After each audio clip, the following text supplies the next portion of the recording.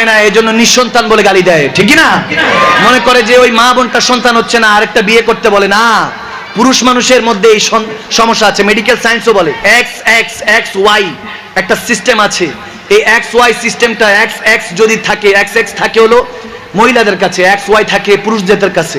এই x Y মিলিত হলে তখন ছেলে হয়, তারপর এক্স এক্স মিলিত হলে মেয়ে হয়, এরকম ডেফিনেশন আছে সায়েন্সের মধ্যে। আপনারা তো মানেন না। এজন্য পুরুষ জাতিকে এমন অবস্থা করেছে, মা বোনদেরকে ইজ্জত করতে হবে, সম্মান করতে হবে, কারণ তাদের কারণে আমরা দুনিয়ার আলোটা দেখি, ঠিক না?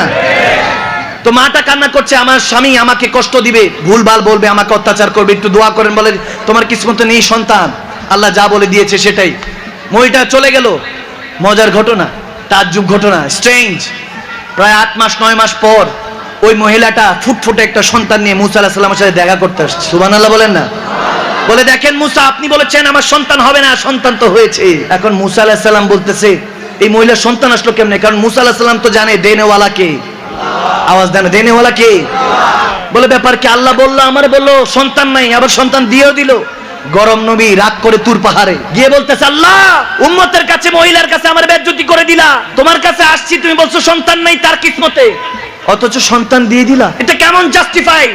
এটা কেমন বিচার? আল্লাহ বলেন ঠিক আছে, এটার বিচার আমি পরে দিব, হিসাব পরে দিব। এক কাজ করেন, আপনি আমার ভালোবাসেন, আপনার উম্মত তো আমারে ভালোবাসে। বলে ভালোবাসে, আপনি আমার বলেন আমার মেজাজ ভালো না, আপনার কাছে আসলাম 9 মাস আগে 10 মাস আগে, তখন বলতেছেন এই মহিলার কিসমতে সন্তান নাই।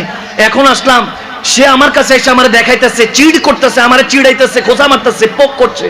বলে দেখেন আপনি না দোয়া করছেন সন্তান হয় নাই, আল্লাহ বলছে সন্তান নাই, এই দেখছেন আমার সন্তান, আমার কিভাবে